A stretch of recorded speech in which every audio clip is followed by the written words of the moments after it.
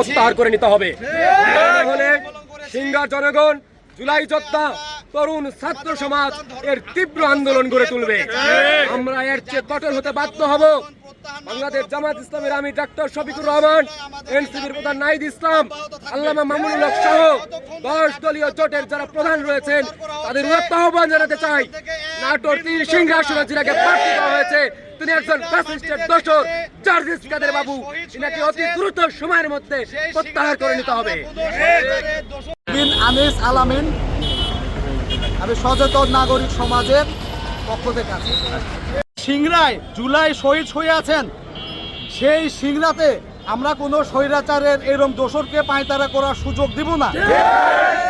তার এই পায়তারি করে আজকে এই পর্যায়ে পৌঁছে আসছে, সে জাতীয় সংসদকে কলুষিত করতে যাচ্ছে। এই মুহূর্তে আমাদের এই প্রতিবাদটা জোরালো হয়েছে। আমার নাম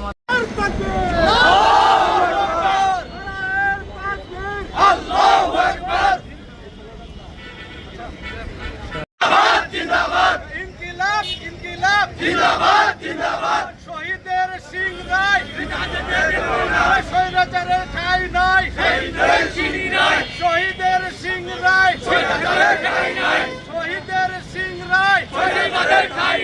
স্বৈরাচারের ঠাঁই নাই। আবু সাইদ মুগ্ধ, শেষ হয়নি যুদ্ধ। আবু সাইদ মুগ্ধ, শেষ হয়নি যুদ্ধ।